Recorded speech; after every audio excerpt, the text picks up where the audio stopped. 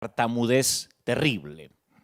No solo eso, sino que a los 17 años se desplomó jugando al básquet y fue enviado a casa con un diagnóstico de tuberculosis. Y debilitado, su madre le recordaba que Dios lo iba a levantar porque había un propósito para con él. Y que Dios le iba a quitar la tartamudez y lo haría un predicador.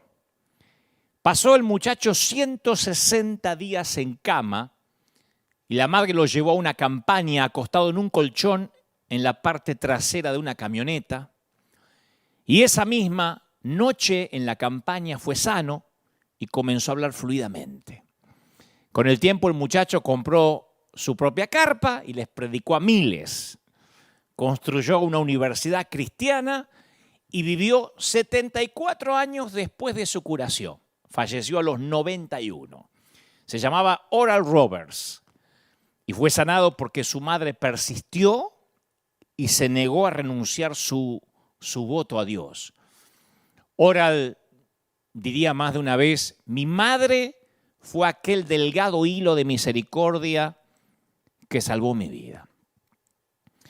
En el antiguo mundo grecorromano había una gigantesca escasez de mujeres, pocas madres.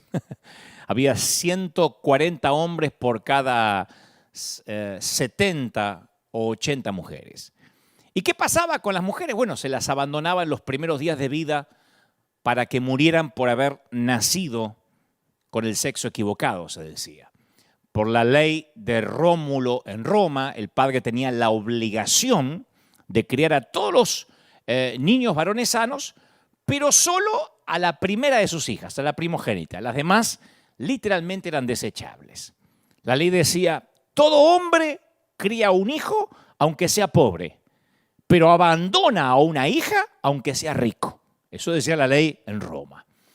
Y la discriminación hacia el sexo femenino no está confinada, de hecho, solamente al mundo antiguo.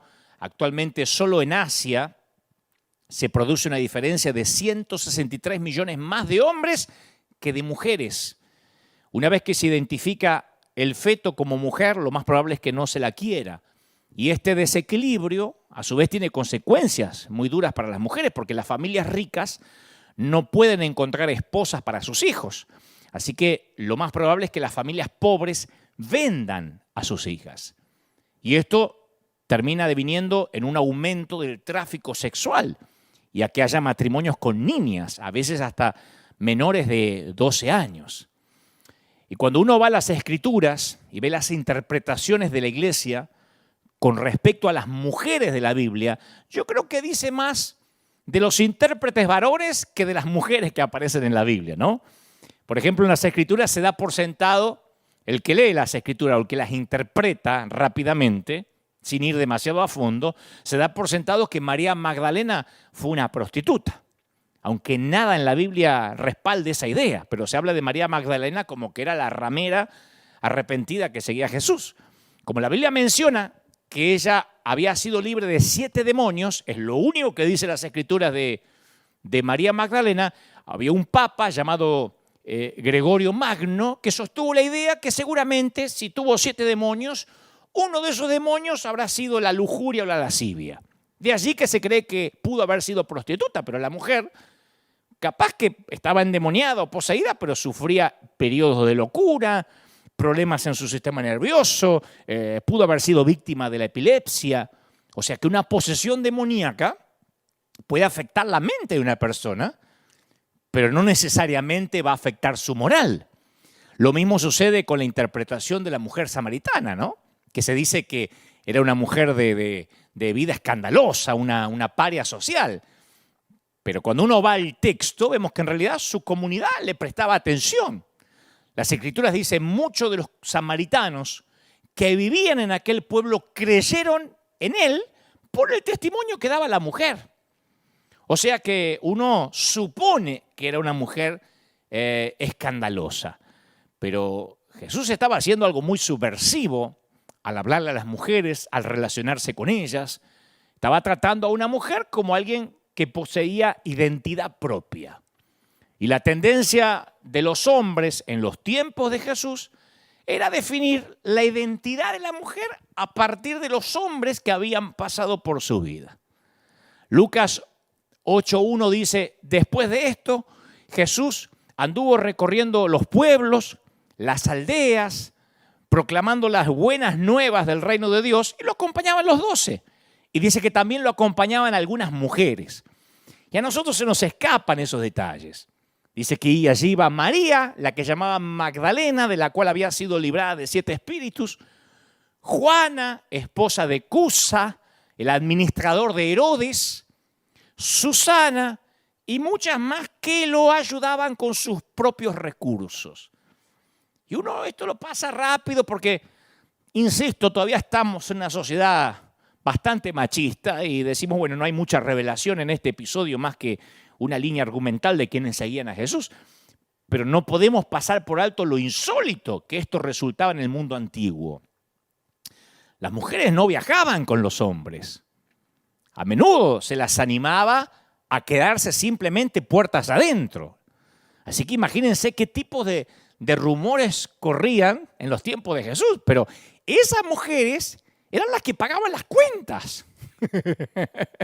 Porque dice, sostenían con sus propios recursos, no era una carga, hay que alimentar a estas mujeres que se nos prendieron con nosotros. Ellas sostenían, incluyendo, como lo hemos notado, a una mujer llamada Juana, cuyo esposo trabajaba para Herodes. Estamos hablando de un Herodes que intentaba matar a Jesús. Y Jesús no solo lo consideró bueno, no dijo esto es denigrante, esto es humillante, amenazador, sino que lo aceptó de buen gusto. Jesús estaba, en cierto sentido, plantando semillas de subversión que iban a tardar siglos en germinar. En nuestro mundo, si nuestro automóvil sufre algún daño, nosotros recibimos la compensación porque somos los dueños, ¿no? El seguro nos paga. Aplicando el mismo principio, en el mundo antiguo, si una mujer era violada, la compensación iba dirigida al esposo o al padre, no a ella. Ella era un objeto. Era el dueño el que recibía la retribución. Sin embargo, en la comunidad que seguía a Jesús, a las mujeres se les daba un lugar diferente, y eso lo empezó Jesús, a darle un lugar diferente a la mujer, diferente a la que se tenía, que era una suerte de cosa, de objeto, era el último escalafón en la cadena social. Pablo expresa esto cuando habla acerca de quién será adoptado en la familia de Jesús. Pablo dice, todos ustedes son hijos de Dios mediante la fe en Cristo Jesús. Y aclara, ya no hay judío ni griego. ¡Wow! Eso era duro, ¿no? Porque los judíos, recordemos que creían que eran los únicos que podían ser salvos.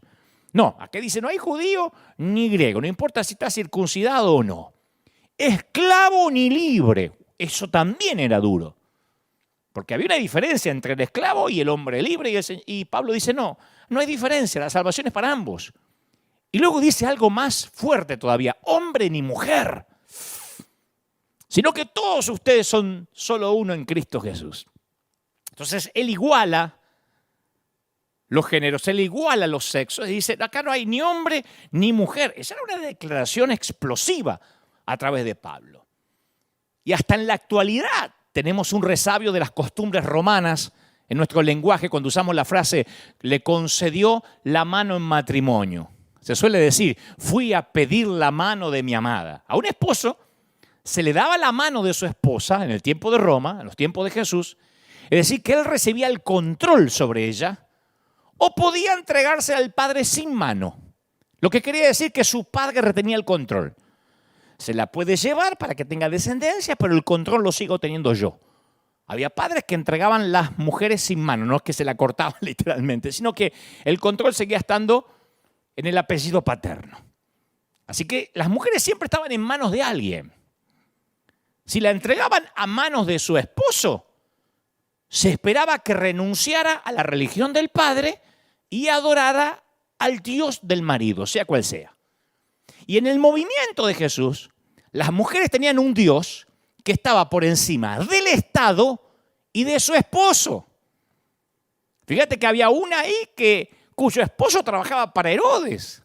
Entonces ellas desafiaron las costumbres y arriesgaron su vida por seguir a Jesús. Y en los 4 evangelios, la tarea de ser testigos para anunciar la resurrección se les confiere a mujeres. Y resulta asombroso porque en el mundo antiguo, por lo general, se desdeñaba el testimonio de una mujer. Es como tomar en cuenta en una corte el testimonio de un menor de edad en aquel tiempo. Y eso se ve en la dinámica de Lucas cuando dice, al regresar del sepulcro, ellas contaron todas estas cosas a los 11 y a todos los demás. Pero a los discípulos el relato le pareció una tontería, así que no le creyeron. Dijeron, es babosada de las mujeres que estaban chusmeando y entonces se les ocurrió. Imagínate la frustración de las mujeres. Y después dice, y entonces Jesús se les apareció a los discípulos. A mí me hubiera encantado estar ahí cuando las mujeres se encontraron de nuevo con los discípulos y dijeron, ¿vieron? Fue el primer te lo dije de la historia. ¡Se los dijimos! Yo creo que nuestro mundo todavía, no solo Asia, sino que todo el mundo en general, los 5 continentes, necesitamos encontrar a Jesús una vez más junto al pozo, como cuando se acercó a la samaritana. Necesitamos volver a encontrar a ese Jesús, ver a Jesús con ojos nuevos, verlo por qué se sentó junto al pozo. Necesitamos ver a Jesús valorando a las que sostienen ese delgado hilo de misericordia, como dijo Oral Roberts. Oral Roberts dijo, el delgado hilo de misericordia de mi madre me sostuvo y me puso aquí ante miles para predicar. Yo nunca escuché un sermón sobre la experiencia de Marta y María, las hermanas de Lázaro, digo, que no se haya intentado durante el mensaje de alguna manera racionalizar la historia, porque todos sabemos que María cogió la mejor parte, así dijo el Señor, ¿no? Pero Marta estaba haciendo una tarea femenina en ese entonces, en tanto que María se comportaba como cualquier otro discípulo, varón o mujer. Y eso es difícil de tragar para algunos. Que un discípulo se sienta a los pies de Cristo, un varón, para escuchar sus enseñanzas y mientras que la mujer esté lavando las ollas es lo normal. Pero que una mujer diga que las ollas se laven solas, Jesús no va a volver a pasar por acá y ollas me van a seguir quedando y me voy a tirar y aprovechar este tiempo, eso era una rebeldía. ¿Qué hace la mujer acá fuera de la cocina? ¿Qué tiene que sentarse a los pies de los discípulos como si fuera un varón? Tal vez con razón las mujeres fueron las primeras en estar presentes junto a la cuna y las últimas en irse al lado de la cruz. Porque ellas nunca habían conocido un hombre como ese hombre. Por eso tantas mujeres seguían a Jesús. ¿Sabes por qué lo seguían? Porque no habían visto jamás un hombre igual. Jamás las hostigó. Nunca Jesús las trató con desdén. Jesús era alguien que nunca hizo bromas pesadas acerca de las mujeres. Nunca las trató como diciendo, son mujeres, que Dios nos ayude, ¿qué va a hacer? Tomó en serio sus preguntas, nunca las marginó, nunca las instó a ser más femeninas, no se mofó de ellas porque eran mujeres. Nunca en las Escrituras aparece un solo reproche hacia ellas, ni sintió la necesidad de defender una torpe dignidad masculina. Ese Jesús que estamos viendo con ojos nuevos cada semana, dignifica a la mujer o la pone donde debía estar. Mujeres como la mamá de Oral Roberts, que sostenían y que sostuvieron ese delgado hilo rojo de misericordia. ¿Por qué hilo rojo? Bueno, este es el punto al que voy. A lo largo de los 66 libros de la Biblia, desde Génesis a Apocalipsis, obviamente, hay muchos ejemplos de hombres que oran y sus respuestas son denegadas o retrasadas. Pero en estos mismos 66 libros no hay un solo ejemplo de una mujer que haya orado y no haya recibido la atención de Dios o lo que es mejor, la respuesta a su oración. Hay un hilo común que une testimonios de conversión, especialmente en hombres que llegaron a Cristo. No solo las Escrituras, sino contemporáneamente. Hagan memoria en tu congregación acá. Algunos hombres recuerdan haber estado intoxicados de manera tal que se les hacía imposible regresar a sus hogares de la borrachera que tenían. Otros recuerdan haber ingerido una sobredosis de cocaína y estaban a punto de morir. Otros se acuerdan la pesadilla del sonido del metal estrellándose en la ruta, seguido por una ambulancia que los llevaba al hospital. Y cuando todos estos hombres que regresaron de la tierra de los muertos, que estuvieron así, sintiendo el aliento de la muerte, se les pregunta, ¿qué hizo que la mano de Dios interviniera? El hilo de misericordia que conecta sus respuestas es una sola: las oraciones de mi madre. Yo no estuve a punto de morir en un accidente, ni estuve intoxicado con cocaína, pero también puedo decir que estoy aquí por las oraciones de mi madre.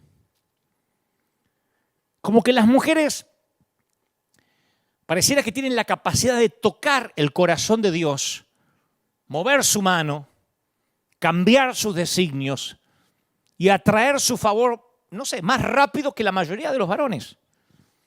En parte creo que se debe a que los hombres solemos orar una vez y después aceptar lo que venga como la voluntad de Dios. Los varones solemos decir, ya oré, ¿qué más voy a hacer?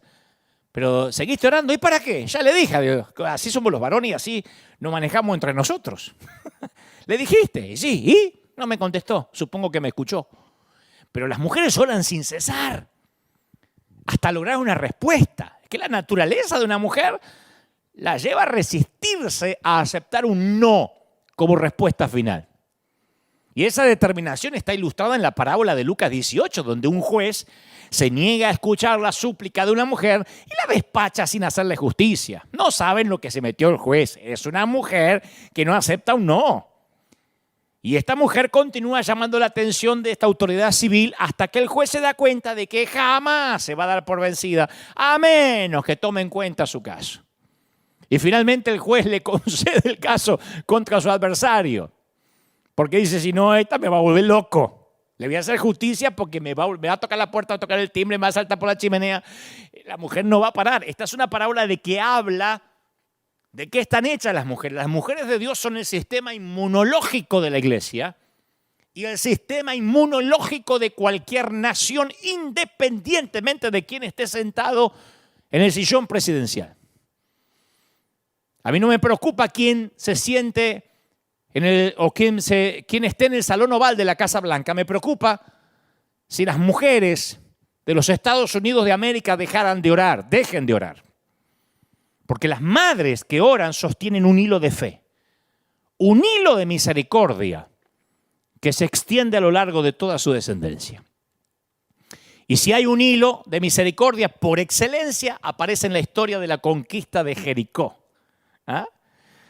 Jericó es considerada hoy, hasta el día de hoy, por los arquitectos, la ciudad más antigua del mundo, remontándose a unos 10.000 años antes de Cristo. Era una ciudad activa, grande, famosa, contaba con una actividad muy fluida, una actividad comercial intensa, gracias a que estaba ubicada al sur del valle del río Jordán. Clima caluroso, porque se encontraba bajo el nivel del mar. Y era una ciudad ubicada en un punto estratégico en la que convergían dos rutas con una gran afluencia de culturas, de comercio, de religiones. Así que Jericó conectaba una ruta comercial al oeste con una ruta política al este. Y era la fórmula perfecta para tener una ciudad fusión y una ciudad cosmopolita. Y la conquista de Jericó fue el primer juicio divino contra las ciudades idólatras cananeas, contra los falsos dioses, contra los sacrificios que se hacían de los niños. Y la mayoría conoce la historia y si no te la cuento rápido. Josué, sucesor de Moisés, envía a 2 espías por la noche para obtener información del interior de la ciudad. 2 topos, 2 tipos que se infiltraron en la ciudad, según relata Josué capítulo 2, versículo 1. Y para no levantar sospechas, entran a la casa de una ramera, un lugar en que los visitantes masculinos solían alojarse por algunas horas. Y fue allí que estos 2 jóvenes hebreos recibieron la información que necesitaban recabar. Junior Zapata es un gran amigo chapín, un gran querido amigo guatemalteco que te mando un saludo enorme si me estás mirando ahora. Ayer hablé con él. Pero Junior Zapata, por si no lo conocen, es el tipo más inteligente que yo haya conocido.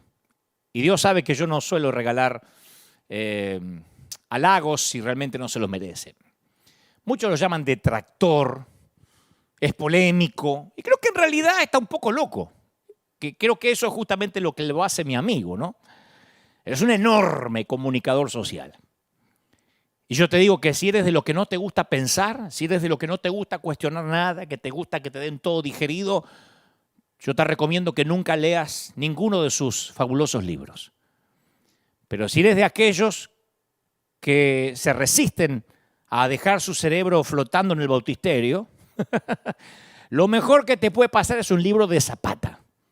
Junior Zapata, están ahí en Amazon disponibles, extraordinario. Es un libro fuerte, no es un libro de 4 pasos para ser feliz y para empoderarte, no. Es un libro donde te hace cuestionar, preguntar todo. Es un libro urticante, un libro filoso, pero este es un tremendo hombre de Dios, director de universidad y todo, y un gran académico. Y de tanto en tanto decimos que tenemos una reunión pendiente y cuando coincidimos nos morimos de la risa contándonos historias. Él y el chileno Ulises Oyarzún, que ahora está pastoreando en México, son los dos amigos que yo me llevaría a una isla desierta o que elegiría para naufragar porque no me aburriría nunca. Y ambos están completamente dementes. Son los tipos más auténticos que conozco, además de mí, claro. Hace poco Junior me escribe en tono de broma, me manda un WhatsApp y me dice, tendríamos que juntarnos para hablar un rato de nuestros pecados. Y yo le dije, con todo gusto, siempre y cuando hablemos de los tuyos primero. Y según lo que me cuentes, te cuento los míos. El chiste.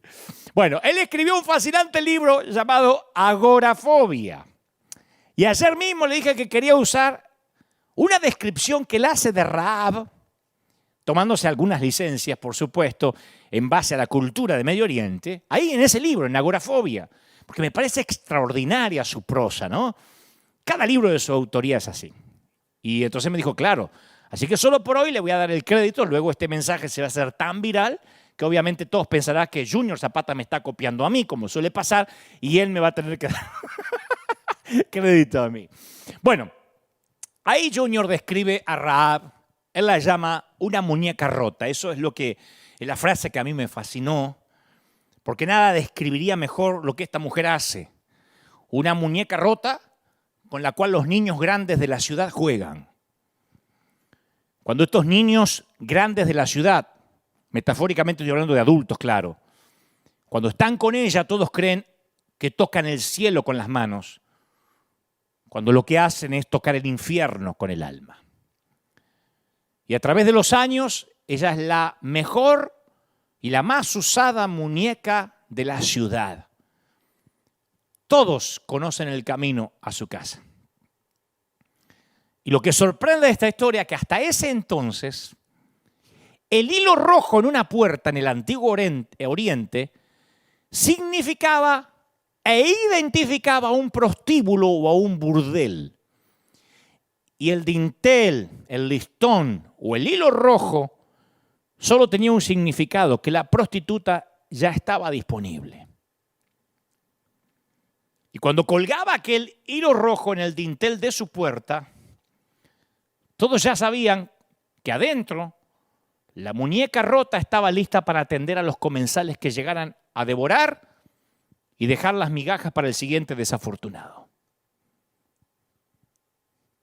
Y ella sabe muchas cosas de casi todos en la ciudad. Tal vez sabe demasiado. Porque allí van no solo a tener sexo, sino a contarle, a hablarle, a desahogarse, decirle lo que no pueden decir en sus casas. Y ella conoce la vida de los capitanes del ejército y conoce sus secretos. Está al tanto de lo que ocurre con los religiosos, con sus esposas y sus secretos. Sabe de los comerciantes locales, sabe de los viajeros, no ignora cuánto dinero tienen, cuánto traen ni dónde lo esconden. Ella tiene conocimiento de los pasadizos ocultos del Palacio Real porque más de una vez ha sido llamada por el gobernante a dar un servicio delivery. Así que ella también sabe del palacio y sus secretos. De ella no se sabe nada. ni de sus secretos. Todos conocen quién es y a lo que se dedica. Eso sí, su cuerpo es tentador, su cuerpo es seductor. Ella es el anzuelo, el señuelo, el atractivo imposible, inalcanzable, embriagador. Junior se le imaginó con una piel color miel que se derrite bajo el sol oriental. Se le imaginó con ojos pardos, y yo también. Ojos que invitan a una aventura prohibida, y esos ojos pueden ver el corazón del que está con ella en su cama y al mismo tiempo protegen como escudos el alma de su dueña. Porque si ella quiere seguir en este negocio, no tiene que dejar que la conozcan mucho. Y su sonrisa baila al ritmo de sus caderas adornadas con joyas del Medio Oriente.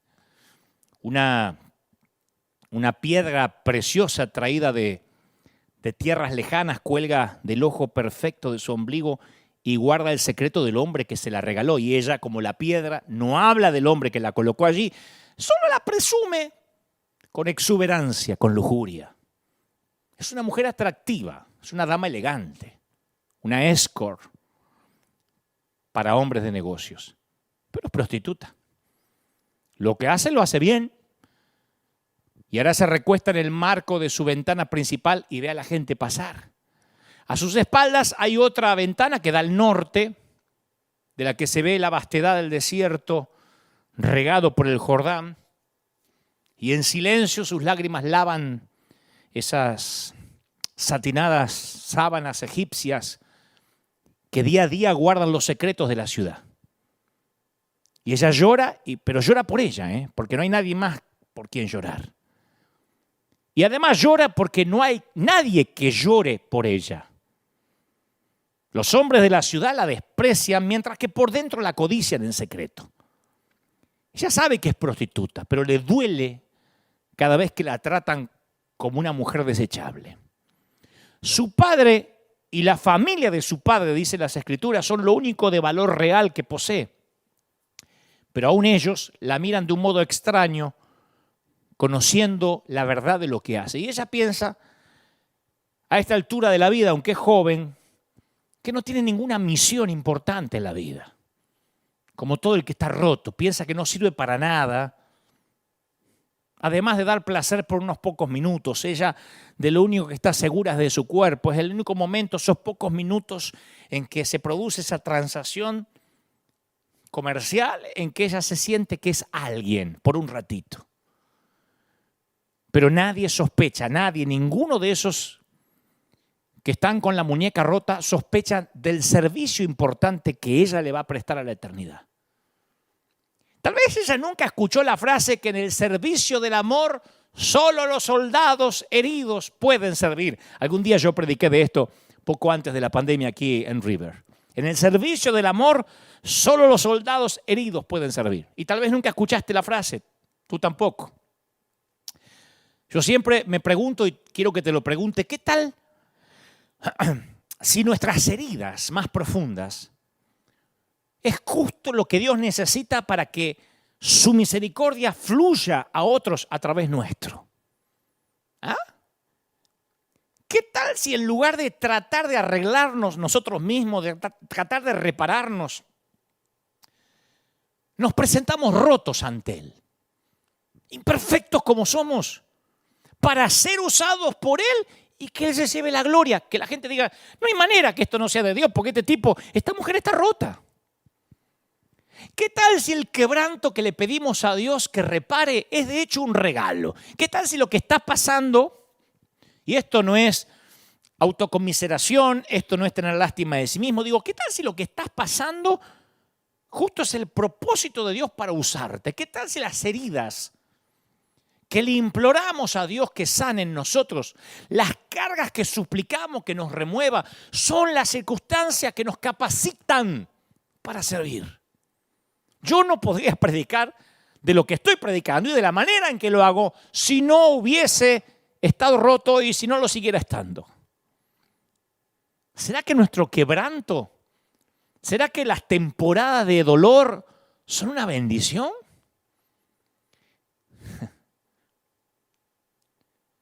Algunos de nosotros hemos padecido tanta angustia, sufrido tanta tragedia y hemos tolerado un dolor tan implacable que pensamos, yo estoy demasiado roto para servir.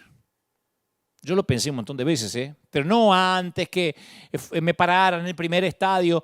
Lo pensé hasta semanas atrás. Muchas veces digo yo, y no es falsa modestia, yo soy el menos indicado. Por eso cuando me dicen, insisto, ¿sos pastor? Le digo, no, yo estoy por un error de papeleo, pero realmente me siento como Pablo cuando decía, yo soy el menor de los apóstoles y yo andaba persiguiendo cristianos, no me merezco llamar apóstol. Bueno, yo digo lo mismo, yo no me merezco llamar pastor, no porque necesariamente tenga algo espantoso, oculto, sino porque siento que vengo del quebranto, de estar roto. Y yo sé que hay gente que ahora está mirando y diciendo, yo también, hay veces que no me puedo ni levantar a las mañanas, tengo a Cristo en el corazón, pero casi no puedo hablar sin llorar porque se me quiebra la voz. ¿Cómo puede esperar Dios que sirva estando yo así? Eso es exactamente lo que siente Rahab. En ninguno de sus planes a futuro ella cree que podría prestar un servicio a Dios. Pero muy pronto su vida va a cambiar tal como la conoce. Los pasillos oscuros que suben hasta la puerta de la casa del hilo rojo se forman como resultado de gradas angostas que están pegadas al muro norte de la ciudad. Entonces mucha gente pasa, agilizan el paso, subiendo y bajando apurado para llegar a sus labores diarias. También corren, porque esos lugares no son los más seguros de la ciudad y no tienen la mejor reputación. A nadie le gusta ser visto ahí, ni con los que viven ahí. Así que entre tanta gente de la ciudad y tanta gente que trae sus productos para venderlos en la aldea, ¿quién va a sospechar de dos tipos más? Mucho menos de dos que llegan buscando la casa conocida por todos como la del hilo rojo. Si el hilo rojo está afuera, significa que Rahab está disponible para cualquier cliente. Mientras que el cliente esté adentro, se guarda el hilo rojo. Está ocupada. Y estos dos venían del desierto, son los espías de Josué. Josué espera con todo el pueblo de Israel a no muchos kilómetros de distancia, manda a los dos topos para que traigan un informe de cómo conquistar Jericó desde dentro. Jericó es la cabeza de playa de Canaán. Y por alguna razón Josué escogió a estos dos tipos, a estos dos hombres, ¿no? Podemos llegar a muchas conjeturas de por qué se acercan a un burdel, a un prostíbulo. Capaz que por mera ingenuidad. Pudo haber sido por recomendación de algún viajero. O tal vez, producto de la misma sagacidad de estos dos, al ser guiados por el Espíritu. Si lo que ellos quieren es pasar desapercibidos, con toda tranquilidad podemos decir que ir a un prostíbulo constituye una excelente idea. ¿Quién va a sospechar? ¿Quién mira a ver quién entró, quién no entró? Eso es algo muy privado. Y además los prostíbulos tienen la política de no preguntar ni revelar nada. A las prostitutas no les importa con quién se inmiscuyen. Así que estos dos fácilmente encuentran las gradas que conducen a la casa de Rahab. Y no importa la razón por la cual llegan a la casa de la ramera. Al leer el relato bíblico resulta obvio que Dios ya estaba interviniendo en la vida y en el corazón de Rahab. La historia de Israel es maravillosa, pero yo encuentro sumamente maravillosa la historia de esta prostituta. Porque ella al final de la historia es la que se salva. Y no solo eso, sino que por ella salva a toda la familia. Y ella, lo que más me sorprende, salva a los suyos con el mismo hilo rojo que todos menospreciaban. Rahab recibe 3 instrucciones diferentes que tienen aplicaciones prácticas para nosotros hasta la fecha. La primera instrucción es que mantenga silencio en cuanto a la visita de los espías.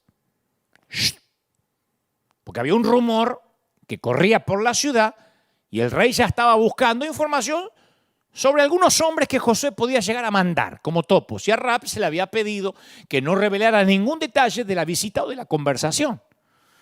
En la película Titanic de James Cameron, Rose, la muchacha de la película que ya está anciana, le confiesa a su nieto que en el Titanic, en el transatlántico, conoció a un hombre, Jack, que interpretó Leonardo DiCaprio. Iba a decir Brad Pitt. Leonardo DiCaprio. Que por cierto Brad Pitt rechazó el papel, dice. Y cuenta que Jack la salvó de todas las formas posibles. Ella usa esta frase: conocí a un hombre que ni tu abuelo conoció, le dice la nieta. Y este hombre, Jack, me salvó de todas las formas posibles en que se puede salvar a una mujer. Y cuando la nieta le pregunta si el abuelo sabía de él y por qué no le contó, ella dice, no, es la primera vez que hablo de él.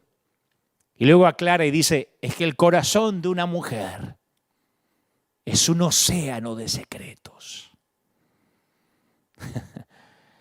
Yo creo que muchas veces los creyentes, independientemente si somos varones o mujeres, hablamos demasiado. Y ahí es cuando permitimos que otros distorsionen nuestro enfoque. Y en vez de centrarnos en lo más importante, perdemos el tiempo preocupándonos de que nos vamos a ahogar en un vaso de agua, en un charco de barro.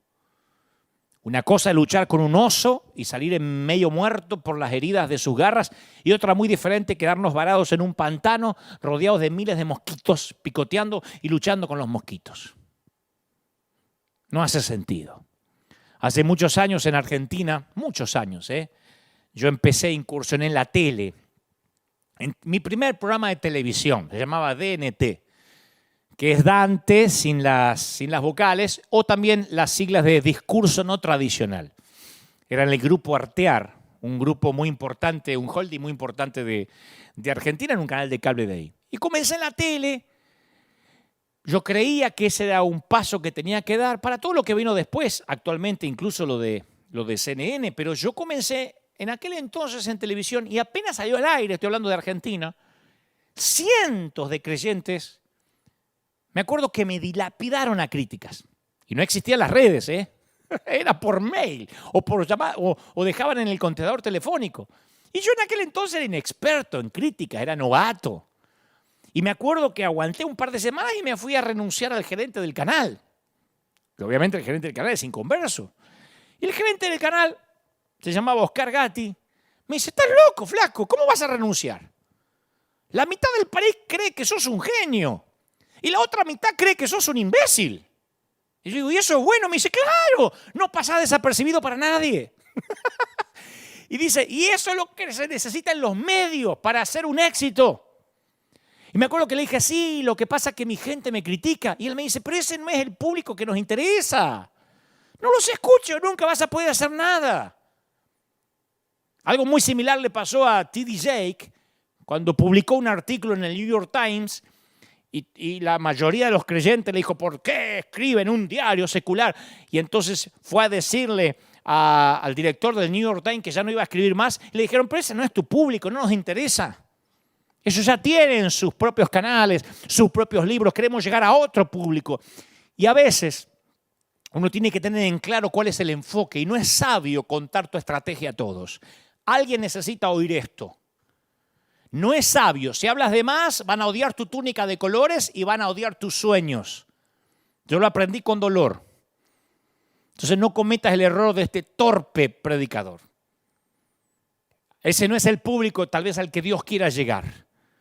Tal vez no es la gente a la que Dios quiere que le prediques, porque tal vez ya están predicados. Cuando Dios te escoge para salvar una nación, José, no pierdas tu tiempo contándole tu sueño a tus hermanos, porque lo único que vas a encontrar es un pasaporte al pozo. Es una estadía en la cárcel.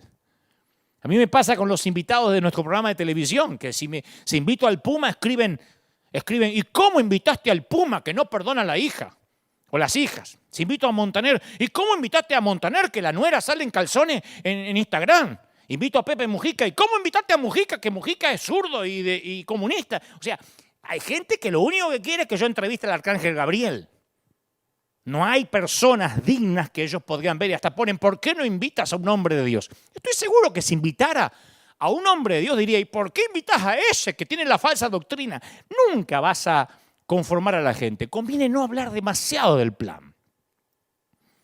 Rahab recibió el plan, pero tenía que abstenerse de hablar de las estrategias a otras personas que no fueran su familia. Y alguien necesita oír esto de parte de Dios. Si tu objetivo es salvar a tu familia de la destrucción del enemigo, aparta la vista de cualquier parásito y enfócate a la raíz del árbol, a lo que Dios te mandó. La segunda instrucción consistía en colocar el hilo rojo en la ventana, que serviría como una señal que los soldados hebreos la iban a proteger a ella y a su familia de ser asesinados. ¿Sabes por qué un hilo rojo? Porque era la manera de reconocer un burdel. ¿Cómo vamos a reconocer la casa de la prostituta? Porque tienen lo que las prostitutas cuelgan afuera, un cordel rojo, un hilo rojo. Era el símbolo del burdel. El símbolo de su vida rota. Era justamente lo que le iba a salvar, la que la iba a salvar. No le dijo que cuelgue una Biblia afuera. Que cuelgue un corderito. Le dijo, cuelga el mismo cordel. El cordel rojo se menciona más de 40 veces en el Antiguo Testamento.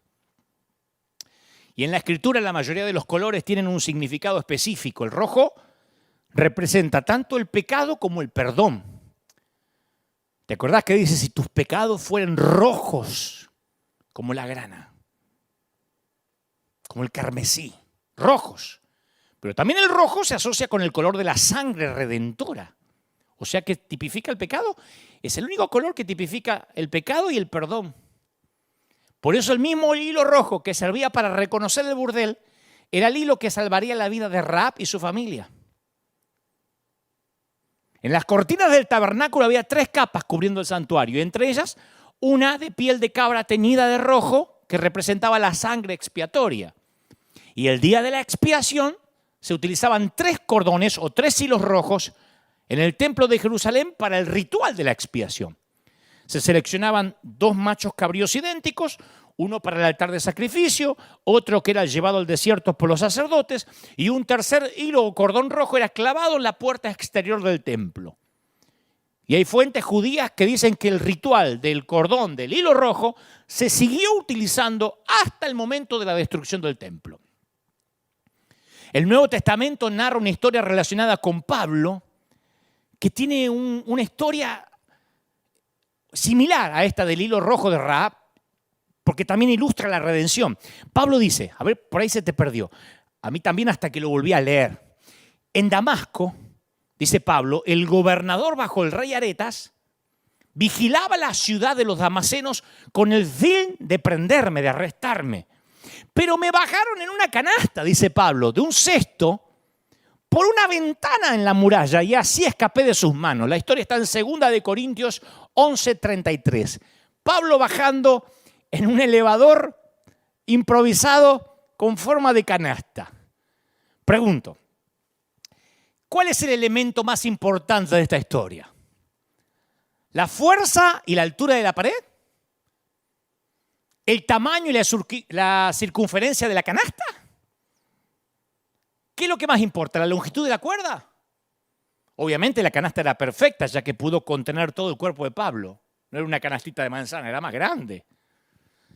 La altura de la pared era insignificante, ya que la cuerda era lo suficientemente fuerte para soportar el peso de Pablo. El elemento más importante en esta historia fueron los hombres que sostenían la soga. Porque cuando Pablo entró en la canasta, su vida quedó en manos de los tipos que lo sostuvieron. Tenés que decir, confío en ustedes, muchachos. Ellos sintieron el peso del cuerpo mientras la canasta bajaba lentamente por la pared de la ciudad. Si soltaban la cuerda, la canasta golpeaba contra la pared o se estrellaba en el fondo. Quienes sostienen la cuerda, quienes sostienen el hilo rojo, son los que salvan vidas. Yo crecí en una iglesia donde la mayoría de las peticiones por los hijos provenían de las madres. Esto no es a desmérito de los padres. Yo sé que hay padres que oran, pero yo siempre recuerdo a las madres venir a la oración muy temprano, porque a una madre le resulta imposible apartarse de la pared si su hijo está colgando de una canasta entre la vida y la muerte. Los que sostienen la cuerda son dadores de gracia bajo presión. Se niegan a abandonar su intercesión por el hijo en la canasta. La historia judía enseña que Miriam, la hermana de Moisés, no apartaba la mirada del río donde flotaba la pequeña canasta que mantenía a su hermanito sobre las aguas. Miriam se aferró a ese hilo rojo invisible y se convirtió en su custodia de misericordia hasta que el bebé estuvo en las manos del faraón. No dijo, ya lo dejé ahí en la canasta y que el río lo lleve para donde sea. No apartó su vista. Aferrarse a una cuerda es lanzar un hilo rojo a alguien que necesita ser rescatado. Juan escribió, si alguno viere a su hermano cometer pecado, que no sea de muerte, pedirá y Dios le dará vida. Primera de Juan 5:16. Los cristianos podemos usar un cordón salvavidas para atarlo al corazón de la persona y jalarlo de nuevo hacia la seguridad. En su ministerio Jesús solo clasificó la fe de 2 personas como grande. Solo 2 personas dijo, es una fe grande. Y resulta que estos 2 individuos se acercaron a Jesús en nombre de otra persona. Las veces que Jesús dijo, qué fe grande, fueron a 2 que vinieron por otro. Son gente que sostenía un hilo rojo por alguien más. No solo eso, se acercaron como forasteros, como marginados, como chusma, gentil. Ambos se presentaron como personas rotas, necesitadas. Y él describió la fe de ambos como grande. Yo nunca vi que Jesús describiera grande la fe de Pedro, aunque fue el segundo hombre en caminar sobre las aguas. Hasta donde sabemos, nunca le dijo que era grande la fe de Juan, ni la de Santiago, ni la de ninguno de los discípulos. Usualmente cuando en algún momento mencionó la fe de ellos, lo hizo para señalar la poca fe que tenían. Hombres de poca fe. Pero en ninguna ocasión se refirió a la fe de los líderes religiosos o a la de los eruditos judíos como grande. Ni siquiera dijo que su madre tenía una fe grande. Pero cuando dos personas, no son 2 tipos, uno es un tipo y otro es una mujer. Cuando 2 forasteros gentiles se acercaron para pedir misericordia en nombre de sus seres queridos quebrantados, Jesús dijo, wow, hay una fe grande. Y 2000 años más tarde estamos leyendo sobre esa fe. El primer caso fue cuando un centurión romano, un líder de los odiados extranjeros que habían ocupado Israel como gobierno de facto, le pidió a Jesús que sanara a un criado muy querido que estaba en su casa, paralítico y sufriendo terriblemente. Apareció el centurión con un hilo rojo. Jesús acepta ir a la casa del centurión, pero le dice, no. Mateo 8:8 narra que dice, respondió el centurión, dijo, Señor, yo no soy digno que vengas a mi techo, bajo mi techo. Di la palabra y mi criado va a sanar. Hoy en día lo hubiese dicho, sí, vení, nos sacamos una fotito para Instagram. Dije, no, yo soy hombre bajo autoridad y tengo bajo mis órdenes soldado y le digo a este, ve y va, ven y viene. Tráeme un vino mendocino argentino, que es el mejor vino del mundo, y me trae un vino de Argentina y me lo trae. Y a mi siervo le digo, hace esto, y lo hace. Pocos maravillaban al Señor, pero fue justo eso lo que hizo este centurión. Mateo dice que Jesús se volvió hacia los que lo seguían y dijo, wow, ni en Israel hallé tanta fe. Y en aquella misma hora el criado fue sanado. El centurión sostenía un hilo rojo, con un hilo rojo al criado, y no lo soltó hasta que no supo que estaba sano. El segundo caso de una fe grande, más sorprendente todavía. Alguien, otra vez, que no viene por él, que sostiene un hilo rojo por alguien más. Una afligida mujer cananea de la región pagana de Tiro y de Sidón. Se acerca a Jesús para que liberara a su hija del aterrador tormento de una posesión demoníaca. ¿Sabe qué hace Jesús? La ignora. Escuchen, ay, Jesús no actuaría así, Jesús tendría amor. Jesús la ignora. Ella clama, Hijo de David, ten misericordia de mí. Mi hija es atormentada por un demonio.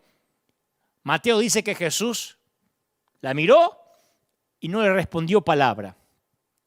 ¿Qué hace esta mujer? Es mujer. Se niega a aceptar el silencio como respuesta. Le dijo, este me va a decir sí o no, pero yo de acá me voy con una respuesta. ¿Qué hubiese hecho un hombre? Y ya le lloré, ya le rogué, ¿qué cree? Que me arrastre. Ella no se negó a soltar su hilo rojo. Es lo que hacen las madres junto al muro cuando el hijo pende de una canasta.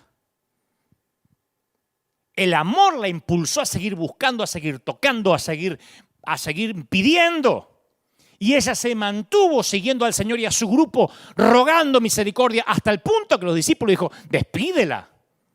Estás una histérica, loca, sacátela de encima es gentil. Ahí Jesús se vuelve hacia la mujer y dice, no soy enviado, sino a las ovejas perdidas de la casa de Israel. Una clara referencia a que ella no era judía. Jesús la empieza a probar. Pero ese rechazo no la disuadió. Se aproximó a Jesús, se postró ante él y le dijo, ¡socórreme! Ni con eso recibió un sí. Lo que recibió más bien parecía una bofetada. Le dijo, no está bien tomar el pan de los hijos y echarlo a los perros. Oh, ¿qué habrías respondido si hubieses venido a Jesús buscando ayuda y recibieras una respuesta así de fría? Me liquidan a mí, porque yo como Asperger respondo de manera auténtica en las redes, por cosas mucho más sutiles que esa. A Jesús lo hubiesen crucificado ahí mismo. Pero eso no la persuadió. Si tienes un hijo en problemas, cruzas los océanos, recorres los continentes, golpeas a esta angustiada madre que estaba en una misión, que sostenía un hilo rojo para salvar a su hija, no le importó, le dijo, sí señor, pero aún los perrillos comen de las migajas que caen de la mesa de sus amos. A esta mujer rota le importó un bledo lo que pensaran de ella. Las miradas hostiles, los ceños fruncidos, el rechazo le resbaló, piel de foca.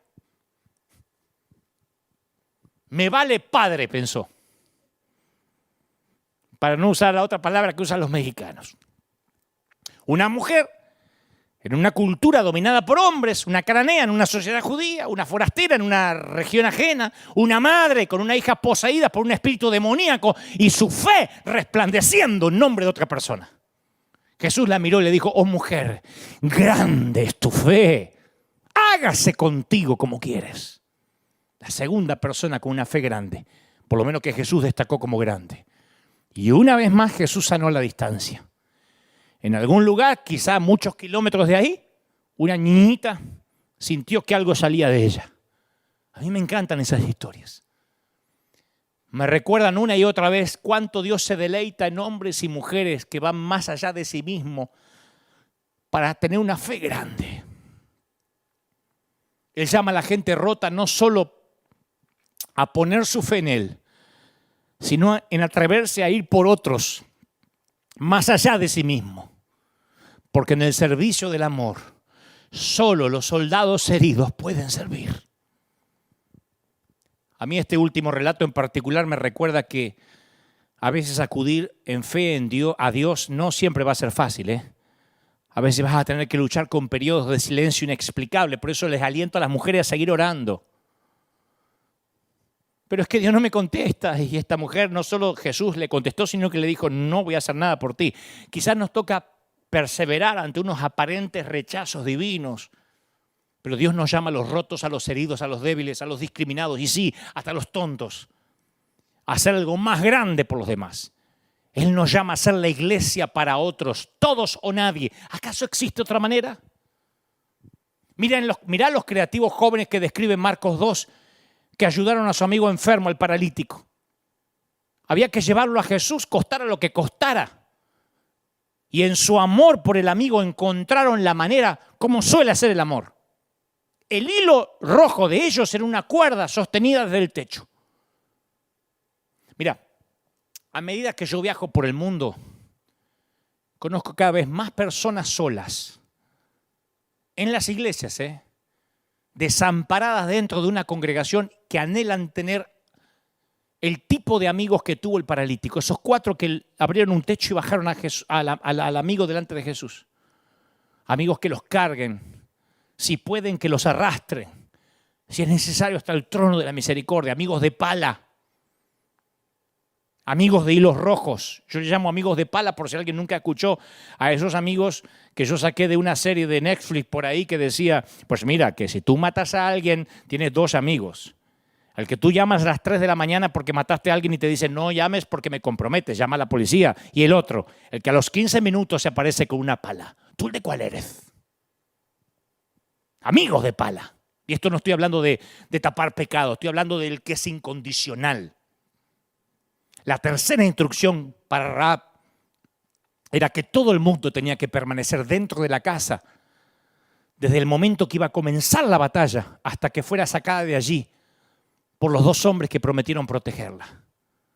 A mí me recuerda lo que ocurrió 41 años antes de este episodio, cuando los dinteles de las puertas fueron marcados por la sangre del cordero, evitando que el ángel destructor entrara a las casas de los israelitas y matara a los primogénitos. En el caso de Rahab, la ventana por donde bajaron los espías fue marcada por un hilo rojo, que era lo suficientemente grande como para que los guerreros hebreos lo vieran. La orden de Josué fue, ¡destruyan todo! ¡Pero no toquen el burdel! Imagínate los religiosos. Los primeros que querían era destruir el burdel. ¡No lo toquen! Alguno habrá pensado, ¿y Josué tendrá alguna necesidad? La narración bíblica revela que la casa de Rahab estaba en el muro de la ciudad. El séptimo día los israelitas entraron en la ciudad fortificada. La pared, el muro se derribó. Los muros de Jericó tenían diferentes niveles y la casa de Rahab estaba en el nivel superior posiblemente. Cuando la pared se derrumbó, su casa quedó intacta. Era necesario que ella no se moviera de ahí durante la batalla. Mi pregunta es, ¿cuál es tu casa en el muro? ¿Tienes casa en el muro? Durante la pandemia, ¿tienes hogar? Así como la casa de Rahab fue preservada durante la batalla, Cristo predijo que las puertas del infierno no iban a prevalecer contra la iglesia. Y la iglesia no es un edificio, son cristianos en un mismo sentir. Mirá, River ha llegado más lejos que nunca con el edificio cerrado. Es el año que más evangelismo hicimos, que más millones de personas alcanzamos, que más dinero mandamos al mundo. Llevamos casi más de $500,000 invertidos, mucho más ahora después del plan de emergencia, invertidos y sembrados. Nunca lo hubiésemos soñado. Somos más iglesia que nunca, sin edificio. Y si en esta pandemia no tienes un hogar, yo quiero ofrecerte una casa segura en el muro. Como decía cada domingo aquí, River Church podría ser tu lugar en el mundo, aunque vivas en otro continente. Bienvenido a casa. De todos los reyes y personas importantes que había en Canaán, de todas las personas altamente educadas e influyentes que vivían en Jericó, de todas las niñas y niños inocentes que riendo jugaban en la tierra prometida, de todos los comerciantes y agricultores que honestamente trabajaban en ese lugar, de todas esas personas y los demás que habitaban allí, Dios escogió hacer el pacto con una mujer rota. ¿No te dice algo? Y las prostitutas en ese tiempo, como ahora, representan el eslabón más bajo de la cadena alimenticia de la sociedad, alimentaria de la sociedad, nos guste o no. ¿Cuál es la palabra más ofensiva del idioma castellano? No es tonto, no es idiota, no es menso. No es decir, sos un argentino. No, hay algo más ofensivo que eso. La palabra más denigrante que alguien pueda expresar en castellano es la manera que llaman a estas mujeres de manera vulgar. Y te pueden insultar diciéndote solamente que eres el hijo de una de ellas. No obstante, a esa ramera Dios quería mostrarle su gracia. Solo a Dios se le podía haber ocurrido algo tan arriesgado, tan irreverente y exuberante. La reina de la debilidad de los hombres ahora estaba de rodillas a causa de su flaqueza ante la gracia. La podían haber tratado como una mujer doblemente inmunda, gentil y prostituta. Pero la gracia pudo más. Y en esa tierra usurpada por un pueblo pagano, en esa ciudad dada a la idolatría, en medio de esa casa dedicada a una lujuria aberrante que desfilaban, 20 tipos, 30 por día, Dios estaba derramando gracia. Su voz había seducido a la dueña de la seducción. ¿Sabías que a Hebreos 11 se le conoce como el Salón de la Fama de la Fe? Es un capítulo maravilloso, Hebreos 11, porque menciona a los líderes del Antiguo Testamento que operaban bajo una fe excepcional. Hay 15 hombres. Comienza con Abel y termina con Samuel. Solo 2 mujeres aparecen en esa lista de la fe: Sara y Rahab. No aparece Noemí, no aparece Séfora, ni Esther. Sara y Rahab. El Nuevo Testamento menciona a Rahab en 3 lugares diferentes por 3 escritores diferentes: Mateo, Santiago y Pablo. Y cada uno habla de un hecho concreto. Mateo 1:5 dice: Salmón engendró a Rahab, a Boz engendró de Ruth a Obed y Obed a Isaí. Santiago 2:25 dice: asimismo también Rahab la ramera no fue justificada por obras cuando recibió a los mensajeros y los envió por otro camino. Y Hebreos 11:30 dice: por la fe cayeron los muros de Jericó después de rodearlos 7 días. Por la fe Rahab la ramera no pereció con los desobedientes, habiendo recibido los espías en paz. Claro, ella pudo haber despachado a los espías hebreos teniendo en cuenta el riesgo que incurría escondiéndolos en su techo para pasar la noche. Pero ella habló de su nueva fe con ellos, los protegió, los envió a una dirección diferente para que estuvieran seguros. Esos hombres se escondieron entre los, dice las Escrituras, manojos de lino y quedaron protegidos hasta el momento en que pudieron regresar al campamento de Israel. Rahab salvó la vida de toda su familia a través de la fe. Su semilla de fe fue sembrada para proteger a otros, los 2 espías, y su cosecha fue la protección de su propia familia. Lo que ella hizo por los demás, Dios lo hizo por ella. Oh, ¿hace falta explicar más? Desde las cómodas sillas de nuestras iglesias,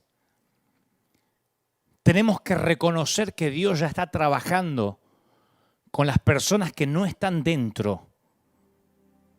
Les está preparando un encuentro intempestivo con su gracia, un encuentro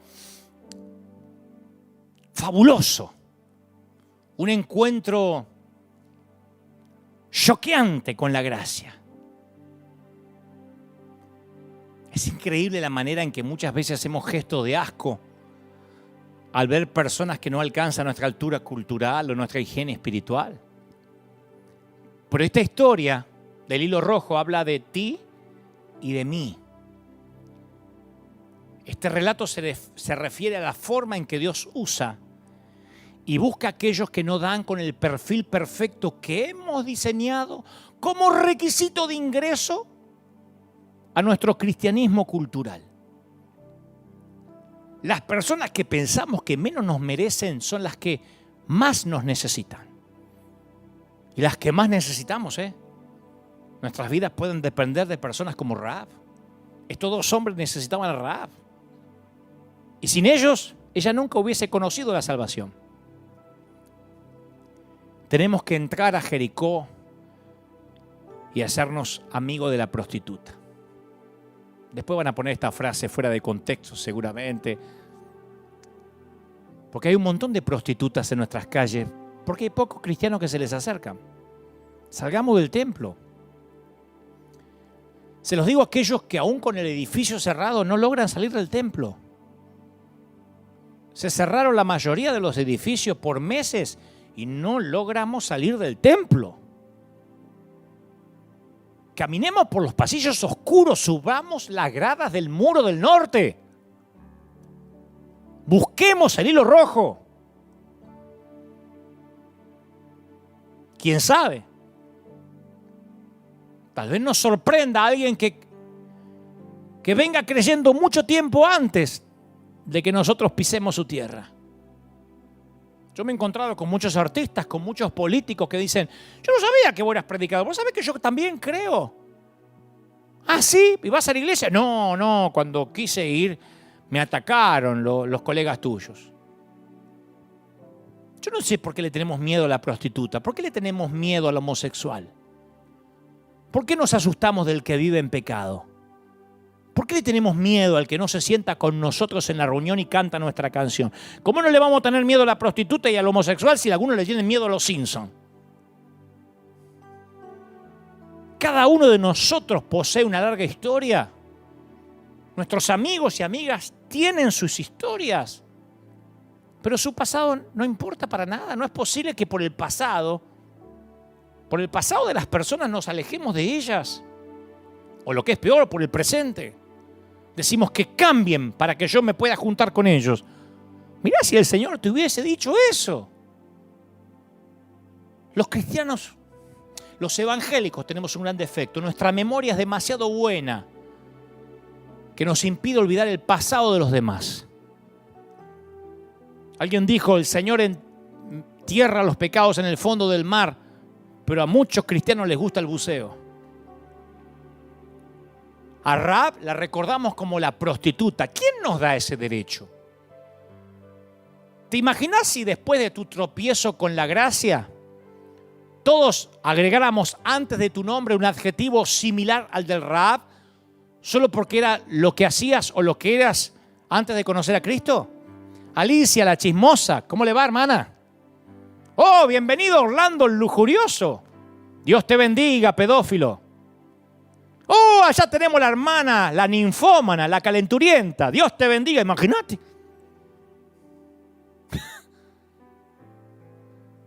No, eso es mi pasado. Sin embargo, decimos, fíjate aquel.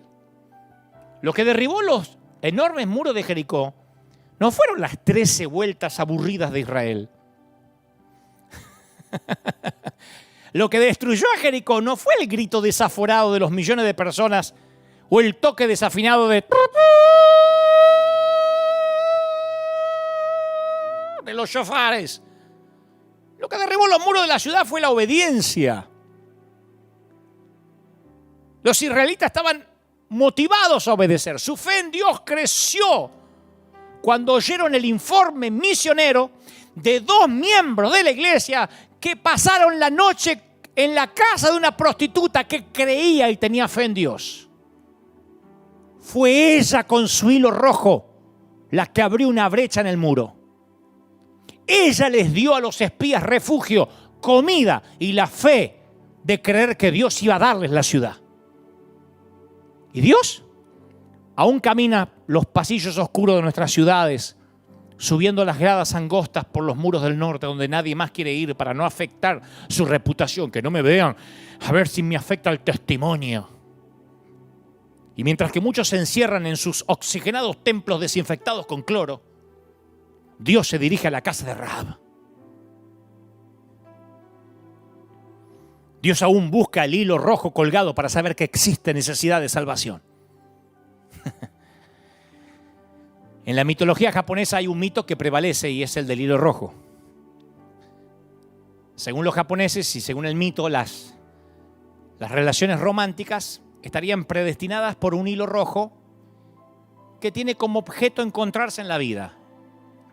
Y la leyenda afirma que aquellos que estén unidos por ese hilo rojo están destinados a convertirse en almas gemelas y vivirán una historia romántica importante y no importa cuánto tiempo pase o las circunstancias, pero se van a encontrar en la vida. Y el hilo rojo, dicen los japoneses, se puede enredar, se puede estirar, se puede tensar, desgastar, pero nunca romper, dice la leyenda.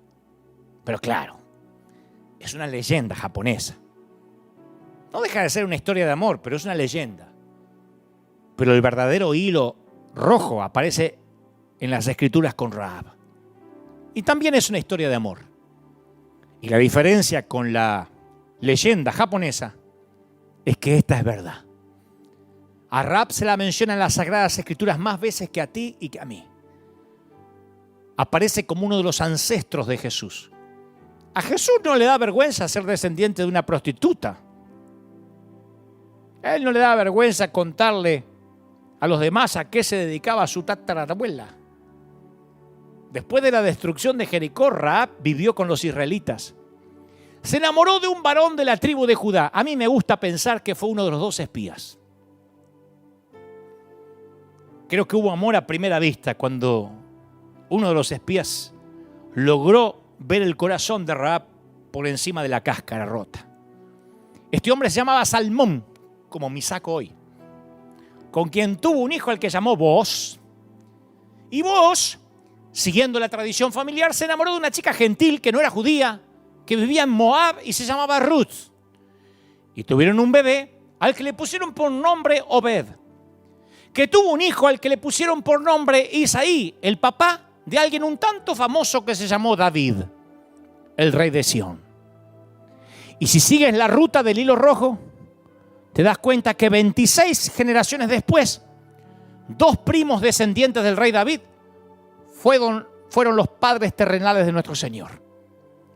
Mira qué lejos te puede conducir un pequeño hilo rojo cuando te das cuenta que nunca estás tan roto como para no poder salvar la vida de los demás. Vamos a orar. Padre, gracias por los que están del otro lado, por los que hasta aquí han oído esta palabra, controversial, polémica, pero sanadora. Oro por todos aquellos que están rotos, quebrados, que como Rahab no sabía que en el servicio del amor solo los soldados heridos pueden servir. Oro para que en este momento sientan la necesidad de tener una fe grande delante del Señor, de clamar por otro. Oro por las mamás que no se mueven del muro y no sueltan la canasta donde sus hijos todavía penden de un hilo. Oro por esas mamis que oran por hijos que están en drogas, por hijos que están en pecado, por hijos que a veces ponen en riesgo su vida, pero ellas no descansan de golpear las ventanas de los cielos, importunando como la mujer al juez. Oro por aquellos que levantan oraciones por sus nietos, por las abuelas, a veces olvidadas, pero que en esta pandemia, aún sin recibir la visita de sus seres queridos, han clamado y siguen clamando por sus nietos. Y por eso habrá nuevos Oral Roberts, habrá nuevos Billy Graham, por esas madres y abuelitas que siguen clamando al pie de la cama. Oro por las madres que no se duermen hasta no sentir el ruido de la llave en la puerta cada noche de su hijo. Por las que se levantan y abrazan a su hijo que tambaleando llega oliendo alcohol. Lo aman, le hacen un té caliente, una sopa y claman por él una vez que se duermen. Por las que imponen manos sobre los hijos enfermos y no se dan por vencidos. Y oro por los rotos. Oro por los que sostienen con un hilo rojo a su familia. Y dicen, yo divorciado, yo con dudas sobre mi identidad. De verdad Dios me dice que te diga cómo no te voy a usar. Si usé a Rahab, ¿cómo no voy a usarte para ser un canal de bendición? Dios bendice a los que están quebrados, a los rotos. Dios bendice a los que sufren. Te levanta el Señor.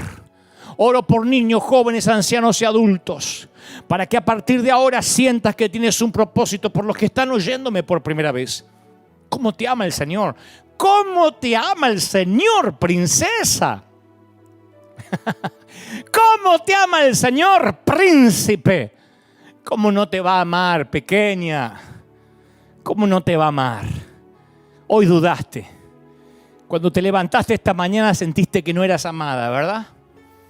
Y le dijiste, Señor, estoy cansada de no tener una familia, estoy cansada de estar sola. Y el Señor me dice que te diga, yo te amo. No solo te amo, sino que te estoy esperando. Y yo voy a ser tu mejor esposo, yo voy a ser tu mejor padre. Yo no te voy a dejar. Eventualmente vas a ser feliz. Pero ahora yo voy a sanar cualquier herida, cubrir cualquier hueco. Y tú dices, de verdad, sí. Y no solo eso, vas a ser un canal de bendición. Porque si yo usé a Rahab, te voy a usar, te voy a bendecir. Te ama el Señor. ¿Cómo te ama el Señor? No te imaginas lo que siente por vos. ¿Cómo te va a olvidar si te tiene esculpido en sus manos? Te bendigo. Que el Señor haga resplandecer su rostro sobre ti. A los que están recibiendo a Cristo en el corazón ahora, dice, Señor, ven a mi vida. Gracias por morir por mis pecados. Dile al Señor que anote tu nombre en el libro de la vida. Ya está. Ahora empieza a vivir en fe, empieza a creer que el Señor se metió en el muro norte de tu vida, en los angostos pasillos y llegó hasta tu casa. Y ese cordón que te avergonzaba, ese hilo rojo símbolo del pecado, va a ser un símbolo de redención, va a ser un símbolo de perdón. El Señor me dice que lo que el enemigo quiso usar para avergonzarte, Dios lo va a trastornar en un canal de bendición. Todos los complejos que yo tenía, toda la baja estima con la que yo sufrí mi juventud, mi adolescencia, Dios lo usó para sanar gente rota. Aquel listón rojo que yo trataba de tapar y me avergonzaba, Dios empezó a usar ese hilo para hacer de bendición. Porque el rojo significa pecado, pero también significa perdón. Y el Señor quiere que seas canal de bendición. Te bendice el Señor. Te bendigo. Gracias.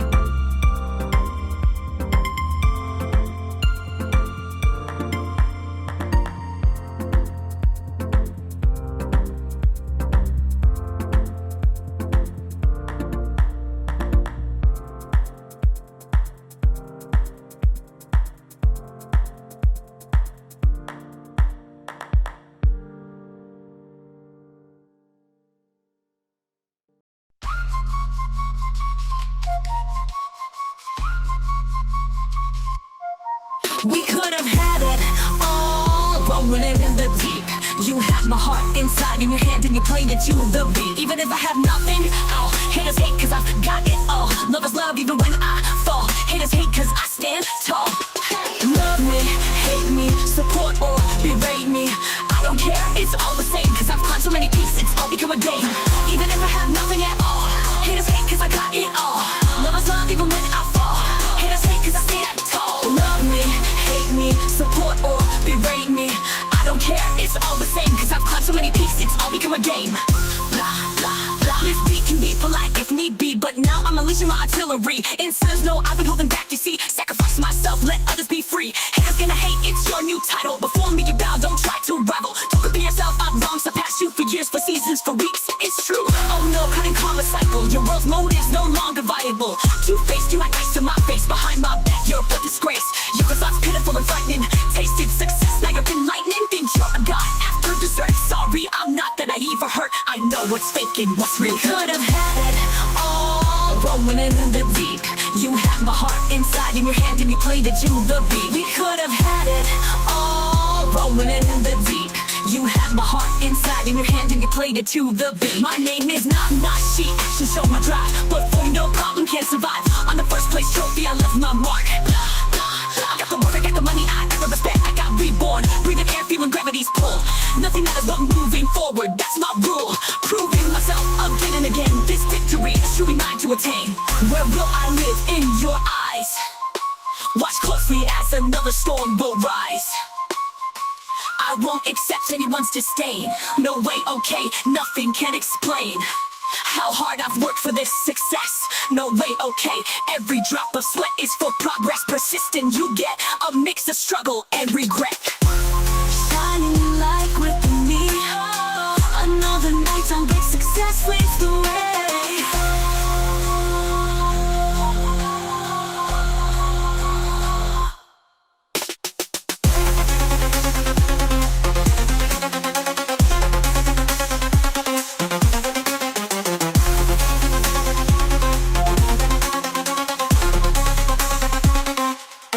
We could have had it all, rolling in the deep. You had my heart inside in your hand and you played it to the beat. We could have had it all, rolling in the deep. You had my heart inside in your hand and you played it to the beat.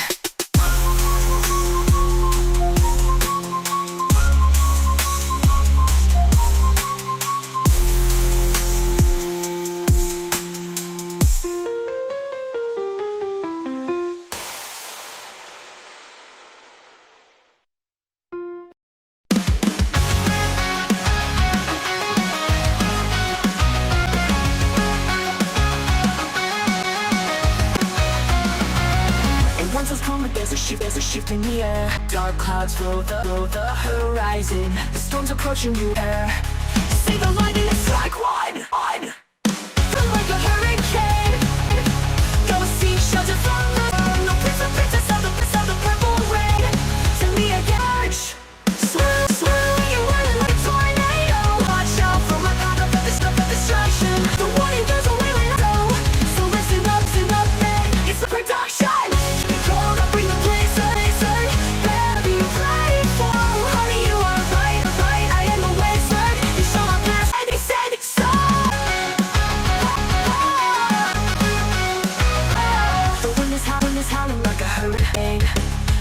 From this surge, no purpose of the purple rain. Send me again.